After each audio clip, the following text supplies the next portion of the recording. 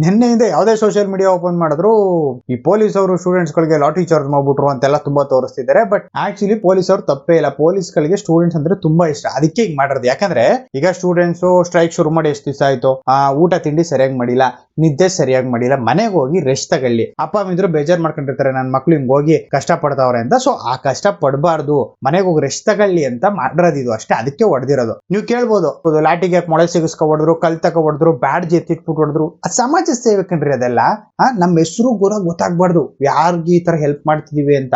ಅದರಲ್ಲೂ ಯಾಕೆ ಹಿಂಗ್ ಗಾಯ ಆಗೋ ತರ ಎಲ್ಲ ಹೊಡೆದ್ರು. ಈಗ ಸುಮ್ನೆ ಹೋಗಿ ರೆಸ್ಟ್ ಮಾಡಿದ್ರೆ ನಿದ್ದೆ ಸರಿಯಾಗಿ ಬರಲ್ಲ ಮಕ್ಳಿಗೆ. ಅದ್ರ ಬದಲು ಹಾಸ್ಪಿಟ್ಲ್ಗೆ ಹೋದ್ರೆ ಪೇನ್ ಕಿಲ್ಲರ್ ಕೊಡ್ತಾರೆ ಡಾಕ್ಟ್ರು, ಇಂಜೆಕ್ಷನ್ ಕೊಡ್ತಾರೆ, ಮಾತ್ರೆಗಳು ಕೊಡ್ತಾರೆ. ಅದನ್ನೆಲ್ಲ ನುಂಗ್ಕೊಂಡ್ ಮಲ್ಕೊಂಡ್ರು ಅಂದ್ರೆ ನಿದ್ದೆ ಚೆನ್ನಾಗಿ ಬರುತ್ತೆ. ಅವ್ರು ಚೆನ್ನಾಗಿ ನಿದ್ದೆ ಮಾಡ್ಬೇಕು, ನೆಮ್ಮದಿಯಾಗಿರ್ಬೇಕು, ಮನೇಲಿ ಆರಾಮಾಗಿರ್ಬೇಕು ಅನ್ನೋದೇ ಉದ್ದೇಶ.